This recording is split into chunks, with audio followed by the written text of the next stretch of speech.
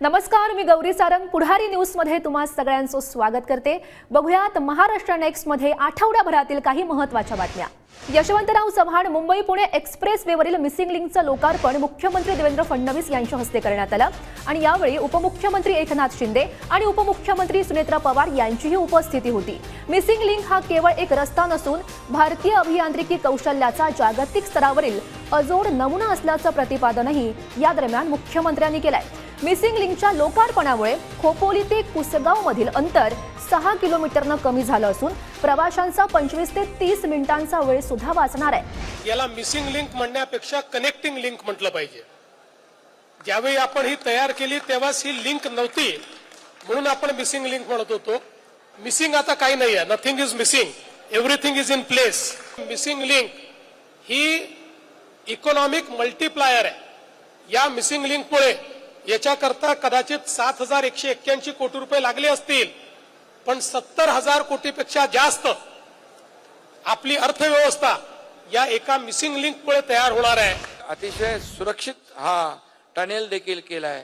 कुठेही अपघात होऊ नये, अपघात झाल्यास त्याचं नियोजन काय, या सगळ्या बाबींची खातरजमा केलेली आहे।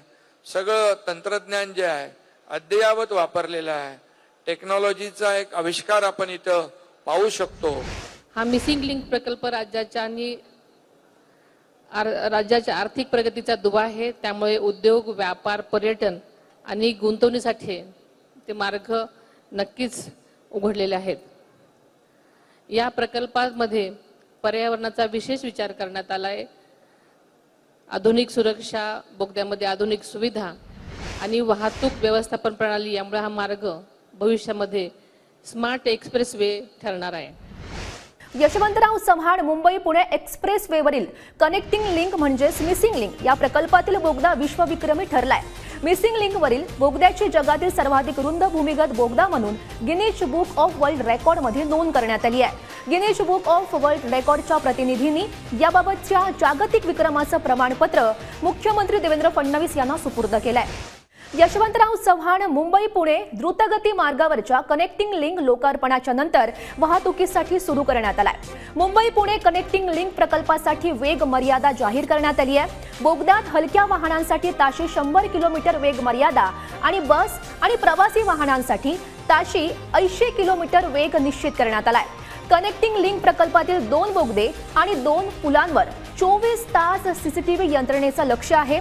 या कनेक्टिंग लिंकवर सेल्फी, फोटो आणि रील काढण्यासाठी थांबू नका, अन्यथा मोठ्या दंडाची आकारणी होऊ शकते।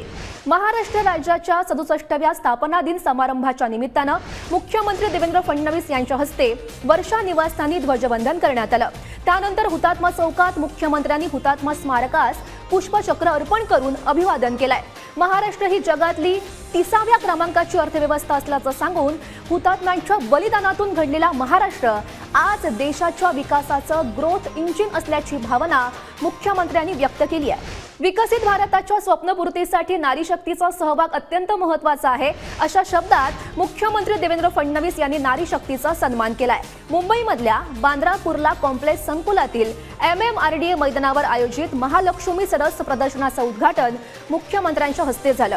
राज्यामध्ये संबंधित विभाग आणि यंत्रणेच्या माध्यमातून महिला बचत गटांची मोठी चळवळ सुरू आहे आणि या चळवळीशी कोट्यावधी महिला जोडल्या गेलेल्या आहेत, असंही मुख्यमंत्र्यांनी म्हटलंय। मुंबई महानगर प्रदेशात विविध पायाभूत सुविधा निर्मितींचे प्रकल्प सुरू आहेत। या प्रकल्पांच्या पूर्णत्वामुळे मुंबईचं दळणवळण अधिक गतिमान होणार आहे।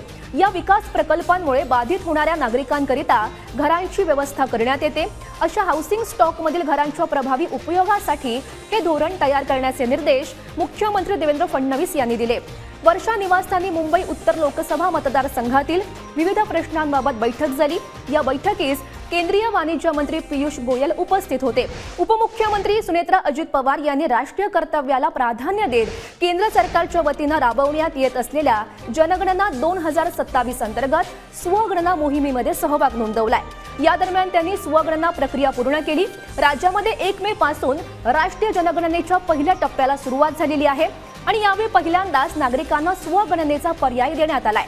हा टप्पा ऐच्छिक असून 1 ते 15 मे या कालावधीमध्ये नागरिकांना अधिकृत संकेतस्थळावरून कुटुंबाची माहिती ऑनलाईन भरता येणार आहे।